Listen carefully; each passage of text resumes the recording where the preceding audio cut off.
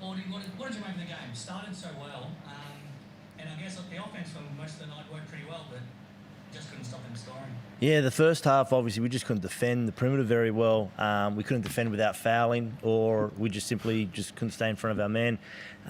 We did a reasonable job on Bryce for the first quarter and 8 minutes, and then he goes and scores 10 points to close out that quarter, or felt like 10, I don't know how much it was, but a few lapses there. And then the third quarter was the offensive rebounds. Perth, that's what they do really well. And then it's as I was saying with Taj beforehand, we're talking about you do all the right things defensively, and then they just get the O board and they capitalise off it, and it really takes the wind out of your sails. So after 3 quarters, there was 19 second chance points, which for the most part was the margin. Even if you halve that, it keeps us in the contest. So, I think at one stage we were able to get it back to 11, but we could never close the gap. It was either an O-board second chance point for them, or a turnover from us where we probably just needed to settle down a little bit.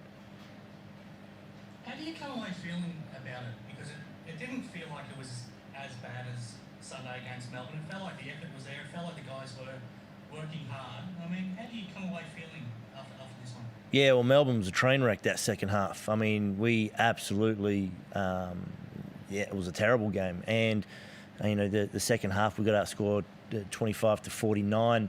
So the difference, I guess, was just that feeling that offensively we could still tick the scoreboard over. Keanu in the first half, Nate for a stretch in the third, and then Juki in the fourth.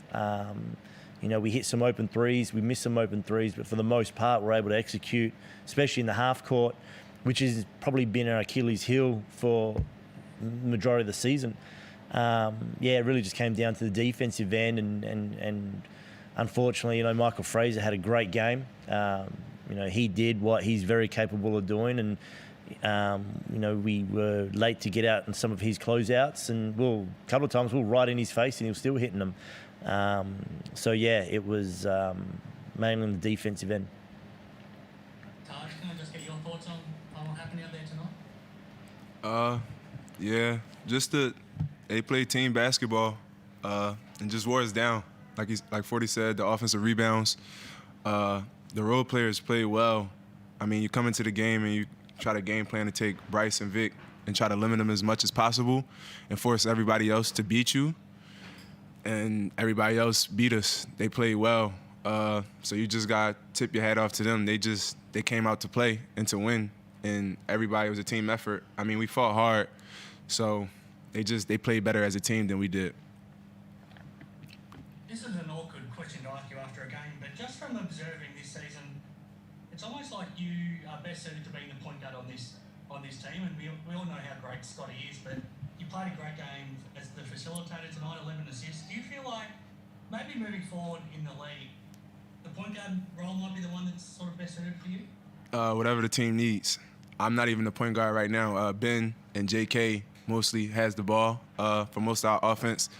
I don't really play positions. I play the 4 or 5. It doesn't really matter. I just want to win, and right now we're not doing that. So whatever in the future my team needs or the coach needs from me, I'm going to do. If that's point guard, then that is. I feel comfortable playing point guard. I like being a point guard, but I also feel comfortable at other positions. But it does feel comfortable. The guys know that I want to pass the ball. We building chemistry now, but you can't replace Scott. So it's just tough. We just still figuring it out. It's been so much we've been dealing with. We just got to keep grinding and keep figuring it out. But yeah, in the future, if that's what the team needs, I'm fine with that. It doesn't matter to me. Now that you are entering the last week of the season, you've got 2 games to go. Would you like to come back? Whether it's the Taipans or the NBL in general, would you like to come back? Oh yeah. I like Australia. I love Australia. I just honestly, I haven't even thought about that. I've been trying to figure out how we can win and how the team could be better. But the NBL is a way more versatile league than I thought coming in, and it's been fun and challenging. And so I would definitely want to come back just because simple fact of the challenges we have and what we've been going through. I want better for the guys around me or whatever team I'm on, and I just want to be the best for my family and for the teammates. So I would definitely love to come back to Australia and the NBL. I love it out here. I could live out here, honestly. And Forde, just want to ask you about Nate, because he's still showing that he can be a dominant presence in this league, and I know he hasn't been 100% healthy and he's battling through that right now. When do you start to have a chat to him about if he might play on or not next year, or if you haven't already? It'll probably be trying to manage an appropriate time to do that. I mean, right now we've got games. We're trying to keep guys healthy on the floor. So, when the time's appropriate, that's obviously a conversation that will happen. Yeah, Forde, I know we've spoken ad nauseum about Pinder's impact on the team this end of the season, but obviously tonight with 24 points, you've already said you're going to give up a limb for him to bring him back to the team. But just how important is it that the Taipans have him on deck next season from your point of view? Yeah, he's just so versatile. We moved him to the 5 spot. That was the plan from the start of the season, was to play him as the 5, and he's been remarkable. So, you can do so many actions and even in the open court and transition. Defensively, you can change it up a little bit with how you want to defend the on balls. He's an ideal player, and physically he's quite robust. Again, we're talking about, for all the injuries that we've had, he hasn't missed a game. So, and he's been carrying that wrist injury as well as a few other aches and pains. So, yeah, I mean, he's definitely lived up to the expectation that we hoped for this season. You mentioned injuries there. Obviously, the team's going to go through the whole season without having everyone on deck. I know we haven't used the injuries as an excuse the whole season, but to have that happen to the team, I know you wanted to sacrifice a goat last week, but that impacted the team. You sort of talked how much that's impacted your team. Yeah, it's hard. Like, it really is. It impacts everything, even with practice. We haven't really had an intense scrimmage at practice just because we don't have the available bodies. And the guys that do play, we have to manage them to keep them on the court.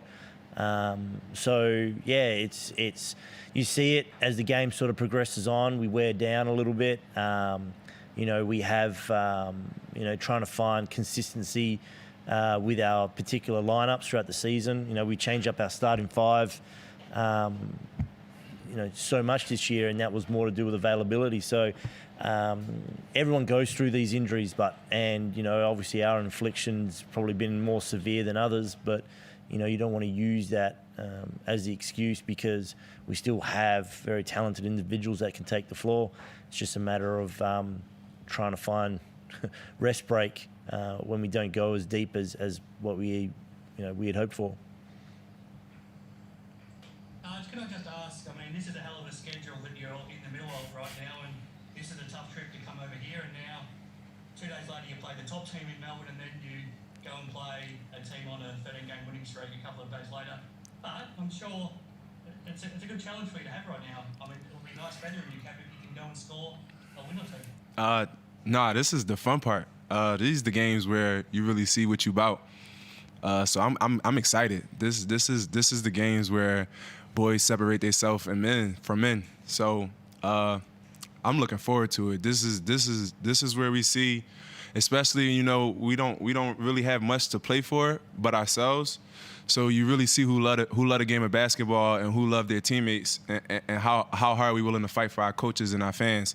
So I actually can't wait. I love playing Melbourne, Perth. Like, I love playing those teams because the level they're playing at right now is where I want to be, and where the team and the coaches want to be. Like, the level of the Sydneys, the Melbournes, the level they're playing at right now, even watching the games on TV, it gives me goosebumps, because that's how basketball is supposed to look. That's the environment where you want to be in, you work so hard to be in.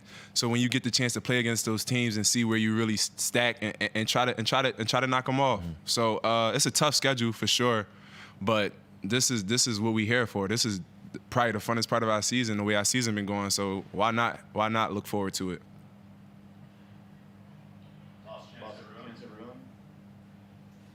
Perfect. Thank you. Thank you. I appreciate you.